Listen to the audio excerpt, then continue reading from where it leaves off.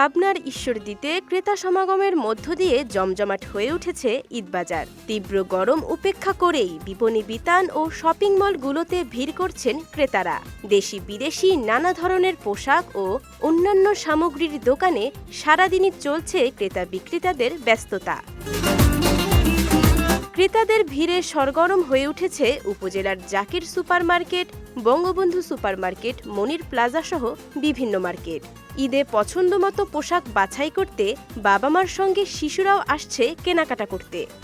ঈদের জামা কিনছি এবং একটা ব্যান্ড কিনছি, ক্লিপ কিনছি। আমি একটা জিন্সের প্যান্ট আর একটা জামা নিতে আসছি। আমার স্যান্ডেল, ক্লিপ এগুলা কিনবো। এবার ঈদবাজার নিয়ে ভালো ব্যবসার প্রত্যাশা ব্যক্ত করেছেন এই বিক্রেতা।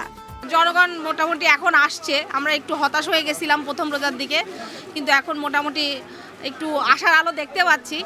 এবছর ঈদের কেনাকাটা আগেভাগেই শুরু হয়েছে বলে জানান ঈশ্বরদী শিল্প ও বণিক সমিতির এই সদস্য।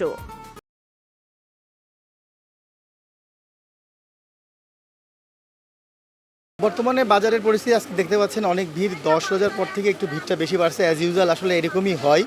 তারপরে এবারের বেচাকেনা গতবারের থেকে 10 রোজার পর থেকে বেশি হচ্ছে। এবার ঈশ্বরদীতে নারী, পুরুষ ও শিশুদের জন্য বিভিন্ন ডিজাইনের নতুন পোশাক বিক্রি হচ্ছে ব্যাপক হারে। বিজয় টিভি নিউজ ডেস্ক।